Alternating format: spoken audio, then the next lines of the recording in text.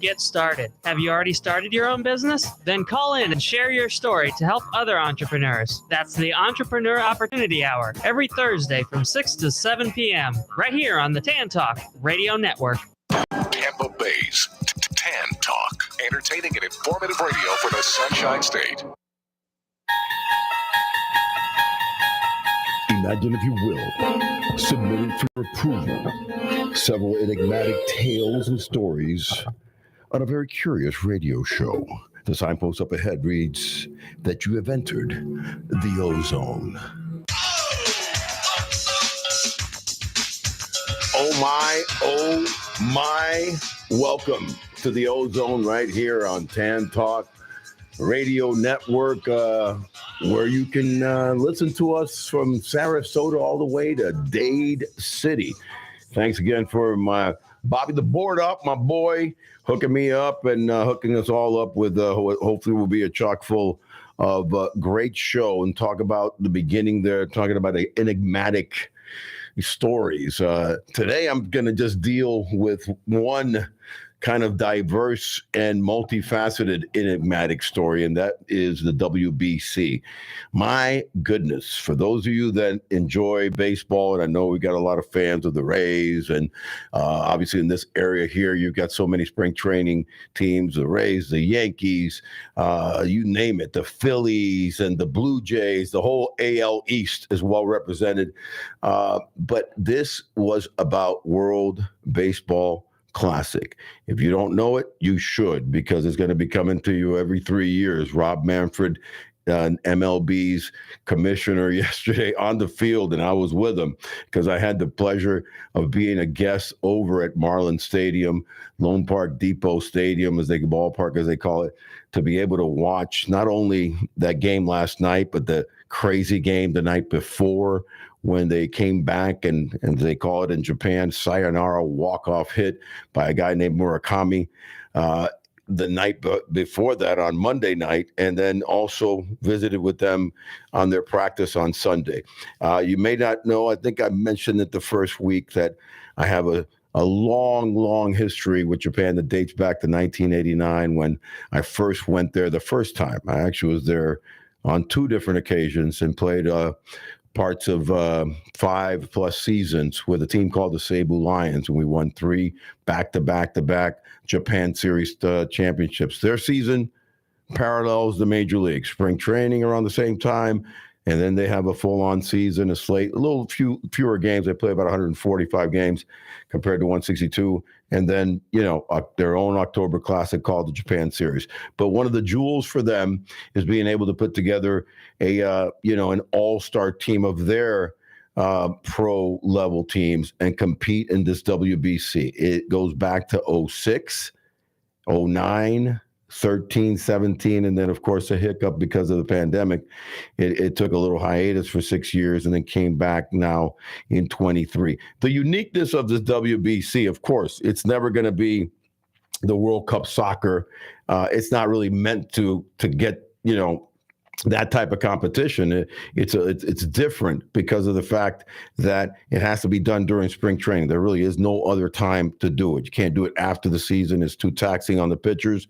And you're in the midst of our beloved NFL season in November after a World Series. So this is the opportunistic time.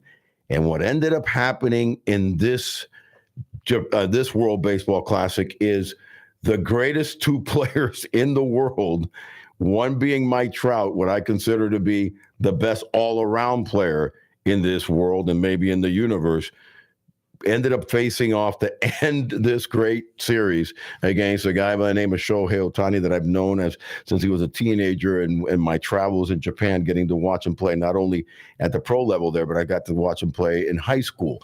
So this kid throws 100 and hits the ball 400 feet. He's incredible.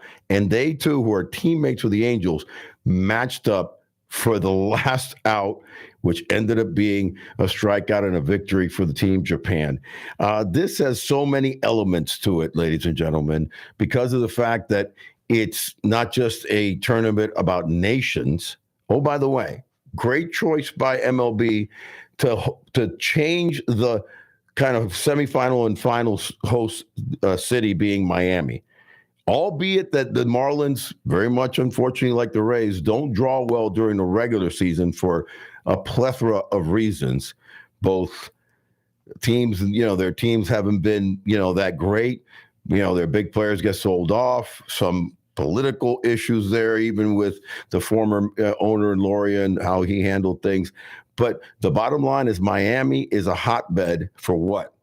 Cubans, Puerto Ricans, Venezuelans, Mexicans, Americans, not so much Japanese, but Japanese will go wherever their team plays. They'll go to Alaska, it doesn't matter. So it ended up being a situation that kind of was so good for MLB. In the past, the WBC has been finalized over in California, in LA or in San Diego. And I thought MLB really picked the right place. Last night was almost 40,000 fans, both American of about 30,000 and about 10,000 Japanese fans. And it was just glorious to see this kind of culminate.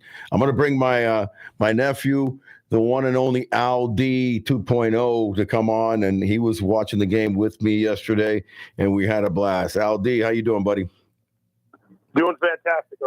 Listen, give me your overall take of last night as far as just the feel of this game and what it meant to baseball and MLB to be able to pull this off the way they did. I mean, talk about a victory for Team Japan, but for MLB and just the sport of baseball. I mean, I think if you look at, baseball circles, obviously all of us that are, near and dear with baseball love this tournament and love the excitement and everything around it. But I think the reach was bigger than any previous iteration of the World Baseball Classic. I know several people that are not baseball fans. They don't follow Major League Baseball. They don't really know, who's who, what's what, who are tuned into this series, man, tuned into this tournament. Friends of mine, they got involved and started kind of following it. I think it was such a great, marketing opportunity for the sport of baseball to grow the game that we love so much. And we were very fortunate to see it come to fruition yesterday here in Miami. Yeah, no doubt. In fact, after the game, when I jumped on the field and celebrated with some of my homies, as I call them, a lot of their coaching staff were guys that I played with or against, and the guys that are on the team there I know very well. I also got to talk to MLB president Tony Clark and one of their head, the VP of marketing and memorabilia, Evan Kaplan, and they were saying that, put it this way, the Italy versus Japan game drew 62 million viewers on TV to watch that game. They say that this was going to be trump that. It's going to be one of the most watched baseball game in the history of professional baseball, probably upwards over of 70 million people. I mean, now you're getting into some crazy numbers of viewers and people that are tuned into this. I mean, for the listeners who didn't have a chance to watch this firsthand, guys, yesterday I got to see a spectacle. Orestes Estrada is a force in the nation of Japan.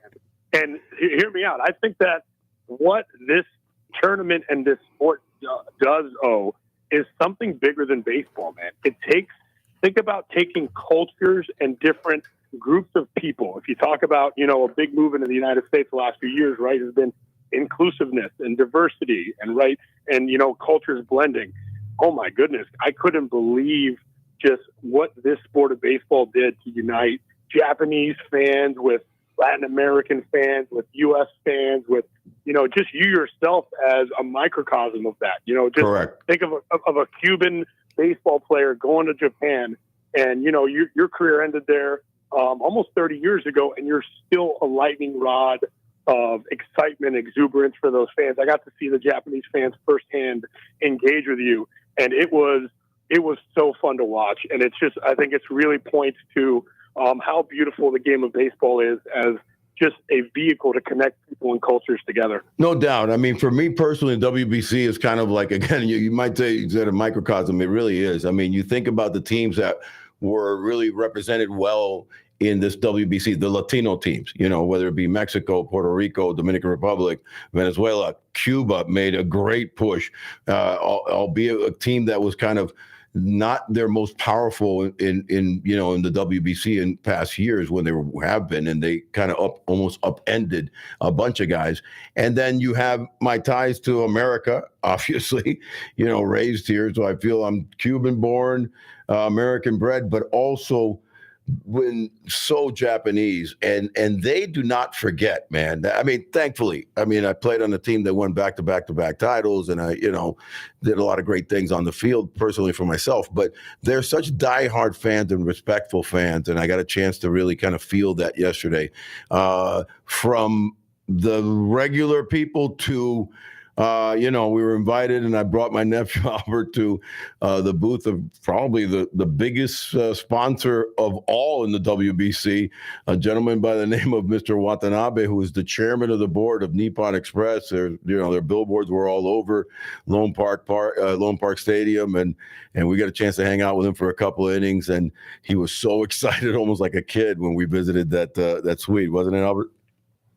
Oh, it's fantastic, man. I it's not every day I get to see up close just the true passion. You always hear, baseball's really big in Japan. Baseball's, really huge there. But you're seeing, this guy was a mogul. We're basically looking at a guy who's, to put it in perspective, almost like a Shark Tank type guy, a Mark no Cuban doubt type figure, and then interacting with you. And he was like a kid in a candy store, just sitting there watching, just getting to hang with you and just getting to enjoy taking the game of baseball, man. Like, they really, really love and appreciate the sport. And I think that, I think Rob Manfred's tenure has obviously been, heavily criticized from a lot of different angles.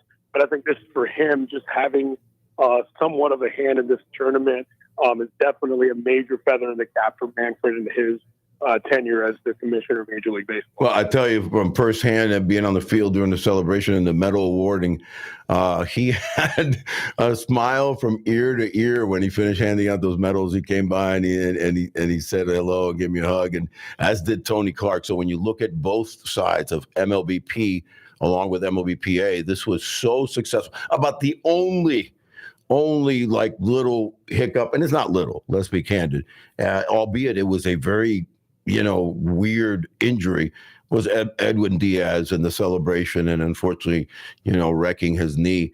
But other than that, it was a beautiful WBC. I want to ask you one thing about Shohei Ohtani, and to show you kind of what type of a person I think this kid is and this man is. Did you, read the comments about what his pep talk to his players was before they took on Team America yesterday? I did not. Hit me. So what he said was, and they have it on video, and basically paraphrasing what he said in Japanese was, hey, I know that we kind of look at Team America in awe. For one day, we need to step back from being so, enamored by them and in awe. And for one day, just put that aside so we can be champions. And the only way that we can beat them is to not be so enamored by them. And so let's go out there and fight. I thought it was great, because how many times do you get that David and Goliath? And a lot of times the reason that, Goliath wins is because of just the David doesn't have the confidence, and he's like, oh my God, I'm going up against this wall. I can't climb it. But for one day, in one championship, one moment, you can overcome anything. And I thought that was phenomenal speech. It's something that shows his maturity. It shows his poise. It's something that baseball needs to see. Obviously, Shohei has not had the opportunity, unfortunately, to compete on baseball's biggest stage in terms of the postseason. But, come on. You can't draw it up any better. No, in the last you 5 can't. years of baseball, you have Shohei Ohtani and Mike Trout, 1A, 1B, right? Who is the best baseball player walking the earth? And how often can you have a championship game decided in the ninth inning with the two best players in the sport facing each other mano a mano, and they just so happen to be teammates? You literally, if Hollywood wrote it, you wouldn't be able to sell that. No, and I think that's one of the reasons that Rob Manfred and Tony Clark were both, as soon as they finished giving out those medals, they were, I'm seriously, I was right there like 10 feet from them, and they were looking at each other like, can you believe this? This is like unfathomable. It was already a success to begin with, whichever team won. But to have that matchup at the end and have it be such a dramatic at bat. Oh, and by the way, to make it even juicier, Drew Darvish, an incredible pitcher, gives up a solo jack to Kyle Schwarber to make it 3-2, to make it that dramatic, so that at bat really, really counted, because it was 3-1, 3-2, he could have tied the game up. Incredible. Actually wanted to ask you also about where do you see, do you think that this fits? Yeah, because a lot of people kind of criticize it and they're like, ho-hum, why do they do this? Do you see that it makes sense to continue this what they're looking at now, 3 years? Absolutely. I think that this tournament breathes a little bit of life into expanding the reach. I think let's be honest, even though, for you and I and for a lot of the listeners, baseball might be the sport that's nearest and dearest to our heart. When you look at the market share in terms of sports fandom, you've seen the NFL continue to become a monster, especially in the United States, right? You've seen the NBA not only grow here in popularity in America, but the international appeal of, the NBA is massive. They've blown that sport up internationally over the last, 20 to 25 years. And I feel like Major League Baseball's kind of lagged behind a little bit in that capacity. I feel like baseball, at least the pundits' perspective on baseball, is that our viewership is shrinking, right? That the fan base is getting older. Young people are not as attracted to getting into baseball as much. That's kind of the narrative that's being sold. I think this tournament is a fantastic way to, dip into other markets, dip into, places where baseball isn't prevalent. You look at the teams in this tournament, the Czech Republic, Australia, places like that haven't really, Italy, other places that haven't really been known for baseball are starting to just start to dip their toe in ever so slightly into the water. And that can only be a net positive for the sport of baseball, in my opinion. I definitely agree. It's going to be a tough climb, to be candid with you, because baseball is a different sport as far as taking it on. You know what I mean? It's kind of complicated. I think two great American sports are it's difficult to really make them super popular internationally. And that is, American football and American baseball. Basketball is already, kind of feathering out and been very, very popular all over. In fact, you're seeing it because we're getting so many like European basketball players that are coming back and guys that are going over. And then, of course, you've got, soccer is just massive. But I will tell you something, Shohei Ohtani adds a different flavor beyond being Japanese. It's just what he's doing is so otherworldly that it's just that. It gets, recorded worldly. And I think it'll continue. Oh, by the way, little Albert, he's going to be a free agent next year. Where does he go? Just, the old speculation, we love to speculate, about all these quarterbacks and where they're going to land in the NFL.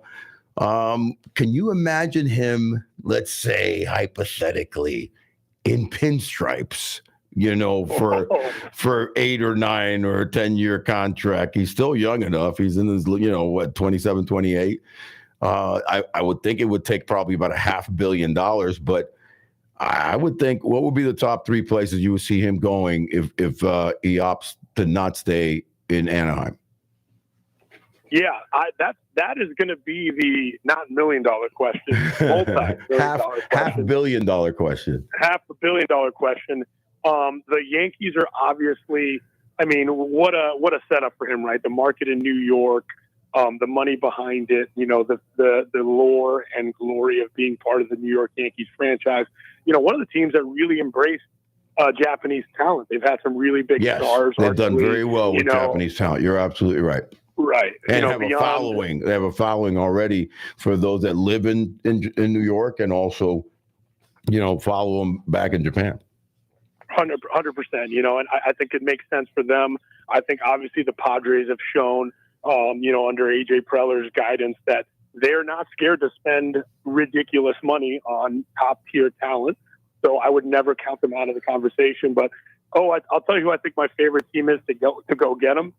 I think this team, if you look at the moves they've done or haven't made, I think they're positioning themselves for a big run at Shohei Ohtani, and that team is the Los Angeles Dodgers. I know, and that doesn't scare me because, it's not like I wouldn't think that would be a bad move. It's just that I kind of feel like he needs to be in the East Coast, and I think he's the type of talent that could just go, stratospheric and the East Coast can create that for you, So I think it's one of the two New York teams. You also have, the owner of the Mets and Cohen, which deep pockets and not as afraid to show it. It could be at the end a bash between, the Yankees and the Mets going toe to toe to try to acquire that incredible talent. It's going to be interesting. Let's see how this season plays out firstly.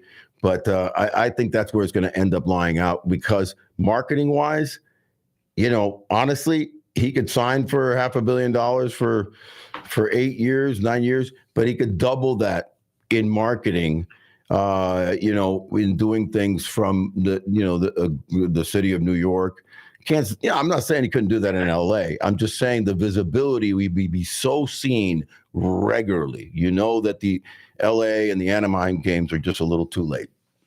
Yeah, I agree. I think for him, listen, the list of suitors will be long, and he's only going to end up obviously one place. I'm looking at the chessboard and how teams are positioning themselves. This is such a generational talent, that you can't just say, all right, why don't we go get Shohei? You have to plan for this. You have to. That's a good point. That's a good point. You have to kind of line up your finances. To me, the Dodgers probably make the most baseball sense. If you look at, guys like Walker Buehler's out with Tommy John surgery. They didn't really spend a lot this offseason. They let Trey Turner walk. They let Justin Turner walk. They let a couple veteran guys. They didn't do. Yeah, but they just did win a World Series, albeit in the asterisk 2020. Nevertheless, they have, and the Yankees haven't won in quite a few years. So if Yankees do not win this year or the Mets, you're going to see two very hungry teams to not only want to win with him because he can help you win, but also, it kind of eases the pain of not winning and hopefully having, that marketing arm. Oh, yeah, 100%. Yeah, it's going to be the offseason of 2023 is going to be a really fun one to watch. Hey, brother, thanks again for coming on. What a fun time we had. This was really a celebration for those that love baseball, love things international, and love people. Just like right here at the Ozone. Thanks, Albert, and thanks for you guys for listening. We'll be back next week and take you on some more interesting Ozone tales. Stay with us. You say to me, I don't talk enough, but when I do, I'm a fool. The 2015 All-Star Game features the four greatest living baseball players: Hank Aaron, Johnny Bench, Sandy Koufax, and Willie Mays, who are all absolutely amazing players in their own right.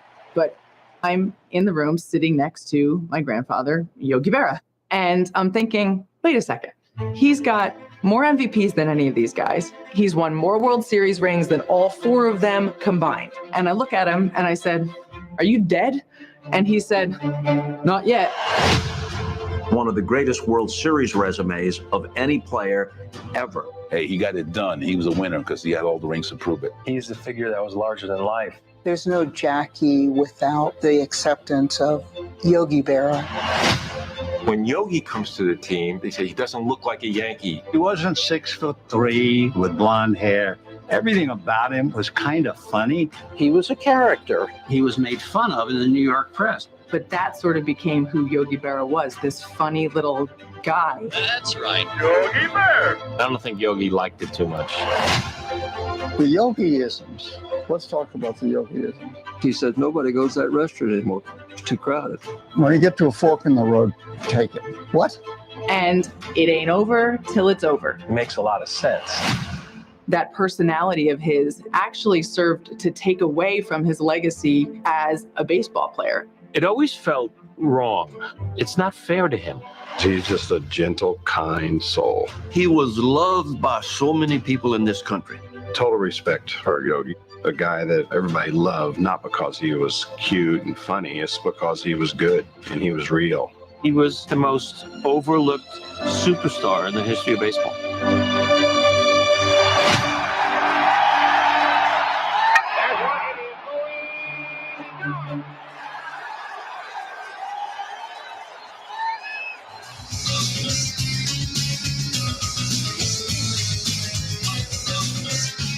You're so unbelievable.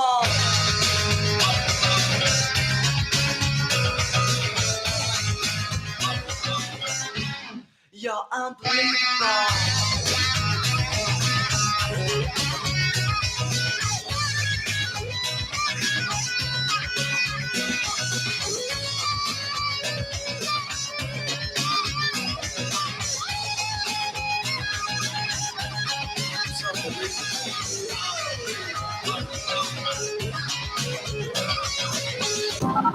You're listening to the Tan Talk Radio Network.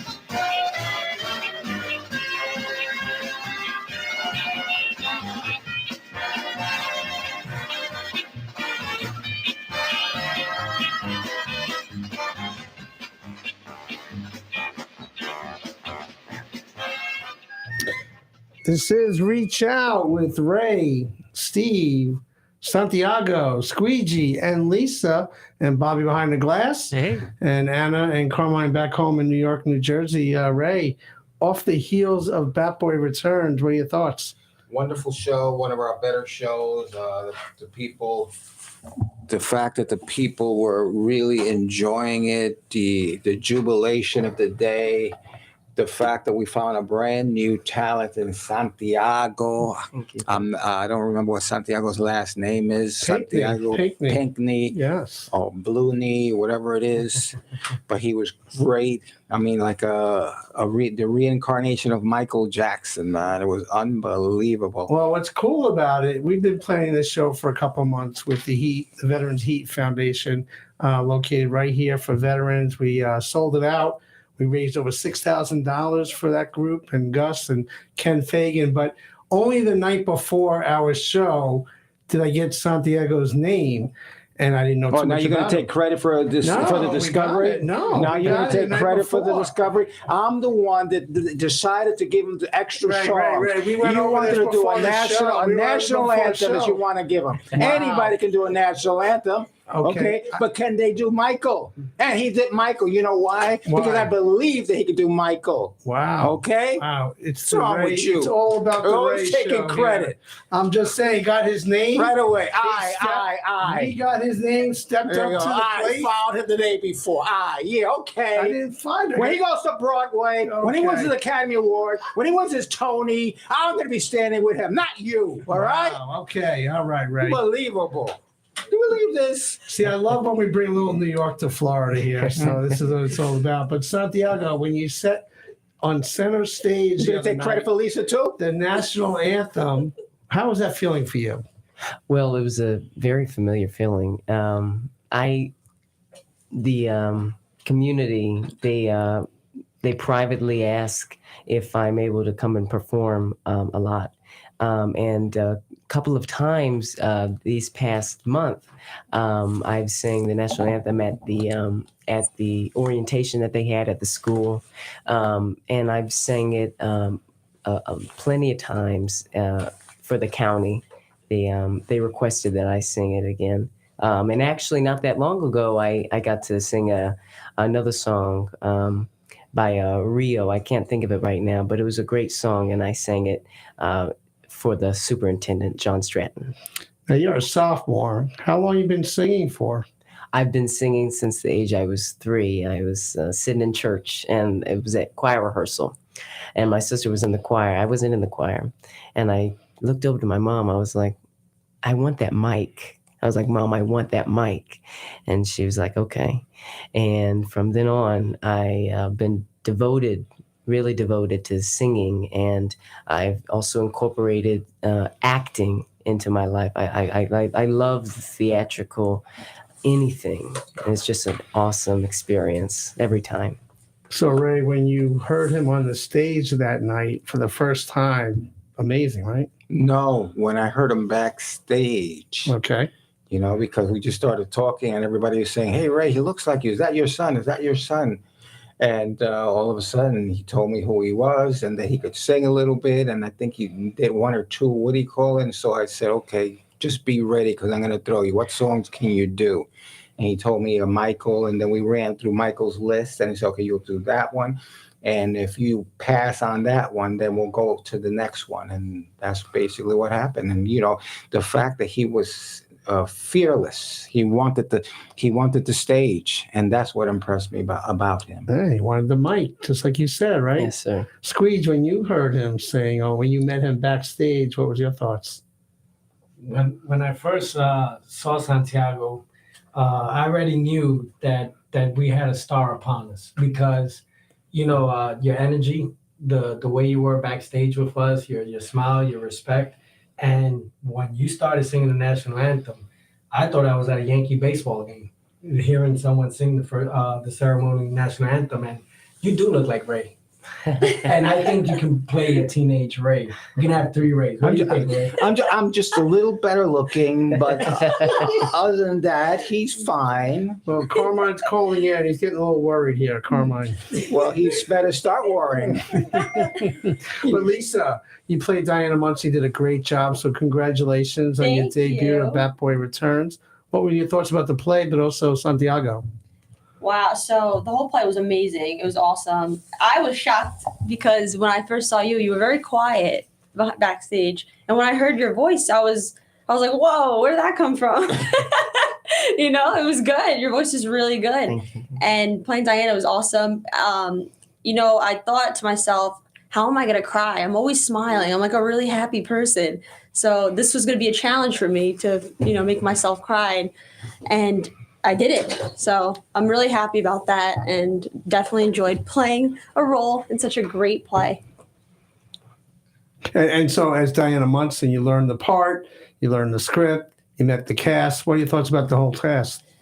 I thought it was so entertaining myself. Like when we were rehearsing, I just kept laughing. I kept watching and enjoying every moment of it. I really I really loved it. It was funny. It was so funny. And And your parents came up. What were their thoughts about? They loved it. They were laughing during which scene was my mom's favorite? The kissing scene with you and Thurman Munson. Yeah, the dancing scene. She loved that one. That was a very intense scene. They were mooching for a while. This is a family This is family reach out show. 727-441-3000. If you want to call in. Santiago, what is your favorite play that you performed in over the years? Well, I've only performed in about 6 plays, and I'd say Only? that. How old are you? I'm 16. 16 years old, sophomore. Yes, sir. Okay. So I'd say that my favorite was we did a production of Peter Pan at the Springset Theater, where I go to school. That was Michael Jackson's favorite, Peter Pan. Wow, and Neverland. It was a wonderful, very well protected play musical. It was very delightful to be in there. And although I didn't have many lines, and although I didn't have a lot of stage orientation there, it was wonderful being able to be around people who love the same things that you love, you know, because music is a big passion of mine. And I just really appreciated just getting to have the opportunity again. Talking to Santiago Pinckney, you also have someone on Broadway, a relative, correct? Yes, sir. My cousin, her name is Kissimmee Simmons, and she was Nala in The Lion King for a very, very long time. And have you seen her perform? I know personally. I have seen her perform on Disney on Broadway, but I didn't get to see her on Lion King. Oh, okay. What do you think, Ray? I think that this young man has a bright future, and I'm glad that I have discovered the next Michael Jackson. And, you know, between Michael and Lisa, you know, I think I'm going to make $1 million. There we go. So, Santiago, what is in store for you the rest of this school year? But what are your career goals? What do you hope to achieve when you're a little older, 5 years from now? Well, right now I'm in dual enrollment. I'm taking 2 classes at the college that's not too far from the school, and it's an experience. It's wonderful to be able to get ahead, I guess you could say. I that's one thing that I love, getting ahead, getting everything done. And I'm in dual enrollment, and I want to major right now on my associate in music performance, and then I want to go on to theater performance and maybe even get a psychology. Okay, right. Can I add one thing in here? Another thing I really liked about the play was I'm always trying to feel something as a person, emotions. You know, I'm very strong, motivated, energetic person. I always try to feel things, and watching you about your own story and your emotions, I can tell it means the world to you. The play means the world to you. Your story is such a strong story that I felt it. I really did. And I thought that was awesome. Well, honestly speaking, you're close in your observation. What I love is that you guys love it. And I love how you guys take it and you make it your own. You make it your own story. You make, you know what? I was curious to see how you were going to cry. Okay? I wanted to see if you was going to give us your all, your heart, your soul, and everything. And when you laid on the floor the way you did, even though the scene went longer than what it was supposed to because of the people messed up, but you kept it going. You didn't freak. You were crying, you know, and I thought that was awesome. And let me just add that with Santiago, after what he did on Saturday, today he was speaking to Broadway producers. Tell them a little bit about what happened, about that. I was sitting at the table outside, and Mr. Ray was talking to me, and then all of a sudden he said, "1 second." And then he called, and then I went mind my own business. And I was in my phone, and then he said, "Hey, someone wants to talk to you." Then I got on the phone, and I was like, "Hi, sir." And he was like, "Yeah, Mr. Ray was just telling me about you." And he lives in Palm Beach, and his name is Mr. Rick. And he had me send him some links of past relations that I did in performances wise and headshot and whatnot, and he would like to review me because of Mr. Ray's connections to him. Nice. Can I add something, Mr. Santiago? When you become this famous star in Broadway, New York, you're not going to forget about us, right? No. We just want front row to hear your voice because you are going to be blessed. And I feel that, you know, from speaking on the cast behalf, you felt like family right away. You have an amazing talent, and you come from a great family, and we wish you nothing but the best because you are going to make it far. You have a bright future, kid. Thank you. And it was a special moment because your father came to the performance on Saturday. Tonight, your mom is sitting outside the radio booth here, and your uncle took you in here. What does family mean to you? When I was 2 days old, I was adopted by my beautiful family now. And There's no other family that I know. It was hospital, it was there. That's home, that's house, that's family, that's love. Love is trust. It's a beautiful foundation that you have with your loved ones. Family doesn't exactly mean blood. Family definitely means someone who you can trust and love and have a wonderful relationship with. And I really love where God has put me, because if I could have been anywhere, you know? Definitely. So family is a very big standard in my life, and I hold every single one of my family members up to a very high pedestal, because I know that their love for me and my love for them is very, very high. Right, you know that word love, right? We've talked about that over and over again. Isn't it amazing that this young man brought up that word first? No, it's amazing at the fact that we are both adopted, and I understand everything that you're saying, because it's not about the aspect of blood, more so it's the aspect of heart and soul. And it takes a very, very special person, meaning your mom, to be able to accept you, take you as her own, and nothing could have been more stronger than that love that she gave you. It's like the man that adopted me. Nobody was going to be stronger than the love that he gave me, which in essence helped me get to the next level in life. And that's what she's done. She's taking you to that next level in life. And now it's on you to always make her feel proud. Your height with God, your reach with God is what's going to be your reward to her, period. Reach out, 727-441-3000. We have about 12 or 13 minutes left. Santiago, when you hear Ray talking and everybody else talking about your journey and where you want to go, what are you feeling right now? The journey that life can take you is just about anywhere.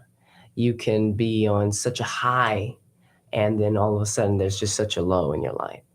And as I hear you guys tell your stories and aspect on life, there's a lot of wisdom in it.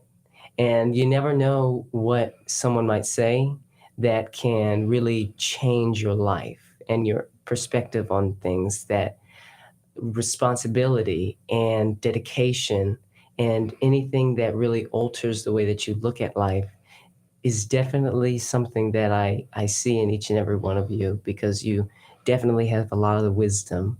And I feel that the journey that I'm going to be taking, that I am taking, it has a path that no one knows. But I'm in great hopes and great faith that he knows. Amen. And you really don't need to know what's in store for you, because you're taking that path with God. One day at a time. One day at a time. That's right. So we're getting a lot of calls now. They want to hear you sing a little bit. Can you do something right for us? Oh, sure. I sure can. What are you going to do? Could you do something with Lisa? You want to sing a duet? A couple of months back, about January, I was in a talent competition, and I sang this song. It's a beautiful song. It's by Sam Cooke. It's called "A Change Is Gonna Come." Ooh. Oh.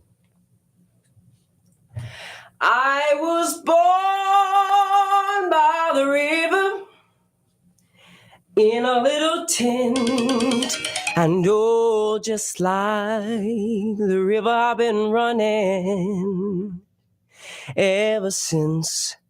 It's been a long time coming, but I know a change is gonna come. Oh, yes, it will. You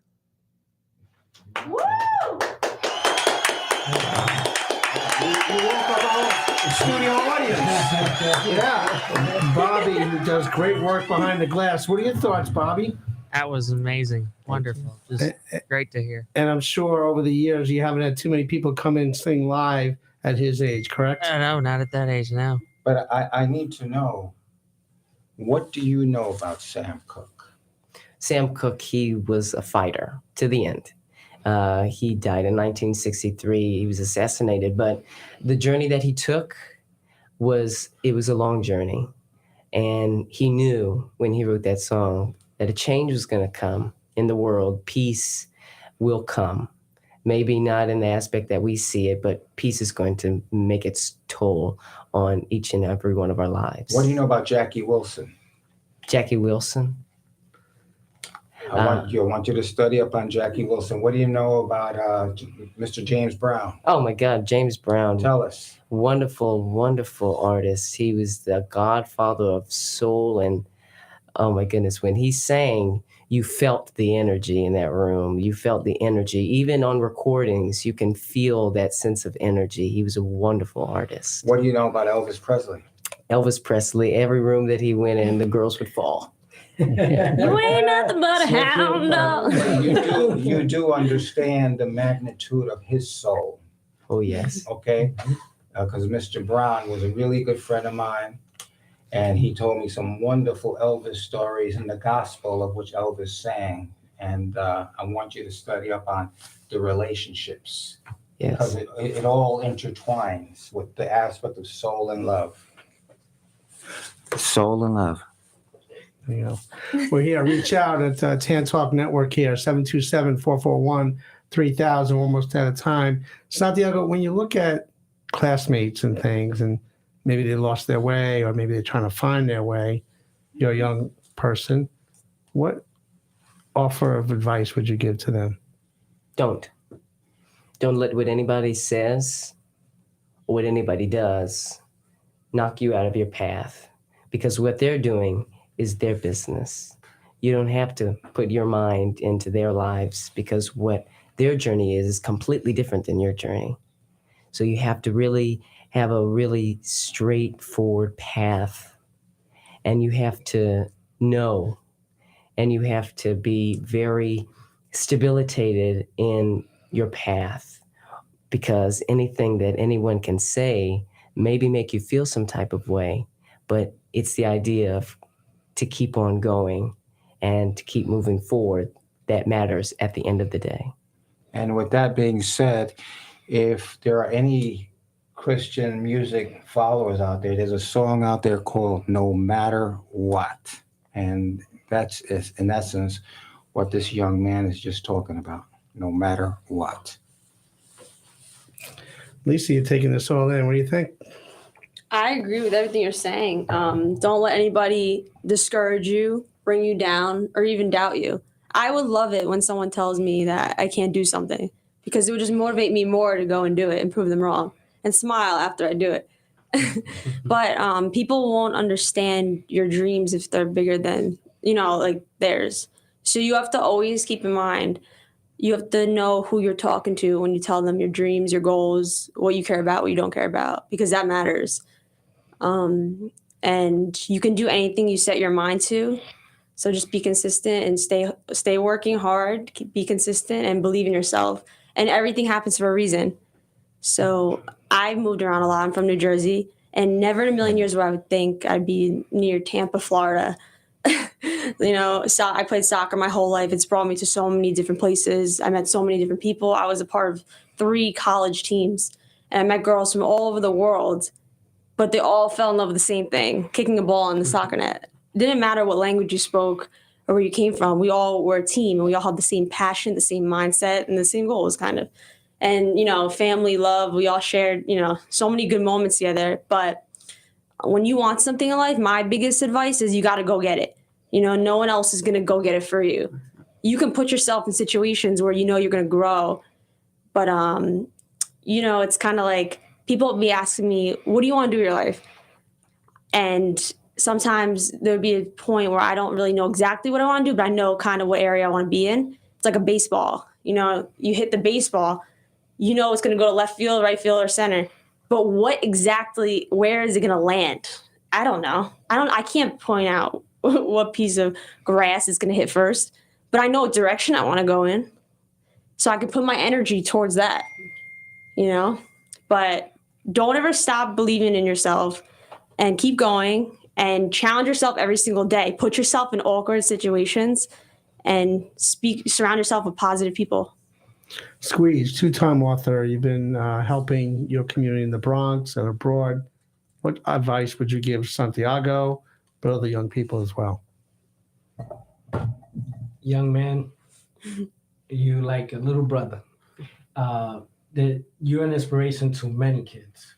You understand? And it's not how you start, it's how you finish. Don't be afraid to make mistakes, because I made many mistakes in my life, but that doesn't define you. Obstacles will come in your life. It's surround yourself with the positive support group, because if you hang around with 6 positive people, you become the 7th. If you hang with 6 negative people, you become the 7th. So basically, stick around with positive people. Family will support you. Love your family, like you said. Back, they'll love you. And, always make sure you put your best foot forward in whatever you want to do in life. And you do it because you want to do it and because you're in love with it. And I feel that I don't have to say anything to you. I think you know that because you're a very smart kid, and I'm proud to have known you. And, may God bless your journey, because I know I'm going to see you on TV one day. I said, I was right next to this kid. 16 years old. Can you take us home in one more song? Sure. What do you have for us? Well, this is a song that I sing in church. It's called My Soul is Anchored in the Lord. But if the storms don't cease, and if the winds keep on blowing, my soul has been anchored in the Lord. Thank you. Good job. When we came down here, we went to serve and to do our show, Bat Boy Returns, for 500 veterans and their families. And it was an honor to be there for Ray, 50 years in baseball, for allowing us the platform to share that story with others. But really, I can speak for you. When you see a young man like this step to the plate, step up on the stage, kind of reminds us of all of what we need to do, what we need to reach out to, and to inspire others. And I've been blown away, inspired by you, my man, Santiago, for everything that you've done and what you're going to do. And I know Ray is taking great pride, and he's already reached out to his connections to get you out there so more people can be inspired. Right? Come on, give me that. Bottom line is, I wish you Godspeed in everything that you do. You're great. We've been talking back and forth since Saturday, and I'm excited about the possibilities of your growth in life, period. And I want to congratulate your mother for the wonderful, I keep staring at her because she reminds me of my mom, and I love you for what you have done. No addition to reach out. Come on back next week. Bobby, thank you. Anna, Carmine, thank you. Lisa, Ray, Squeegee, myself, Santiago Pinckney. God bless you, my man. We'll see you real soon. WTAN, Clearwater. FM 106.1. WDCF, Dade City. FM 102.3. WZHR, Zephyrhills. FM 104.3. Listen.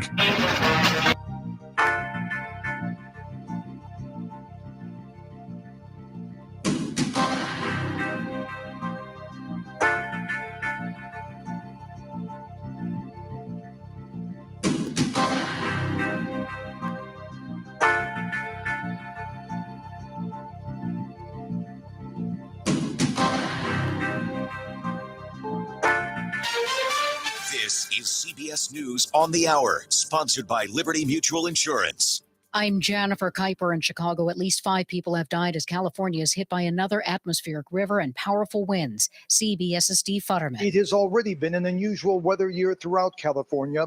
Earlier this month, there was snow in the LA area for the first time since the 1980s. Now, the National Weather Service says Tuesday night in the city of Carpinteria near Santa Barbara, there was a rare tornado. It was an EF0 with 75-mile-an-hour winds. And there may have been a second one in the city of Montebello, just outside LA. Doyle House was there. It picked us up and threw us against the fence. There was significant damage, but no reports of any major injuries. Steve Futterman, CBS News, Los Angeles. Interest rates get a 0.25 percentage point boost from the Federal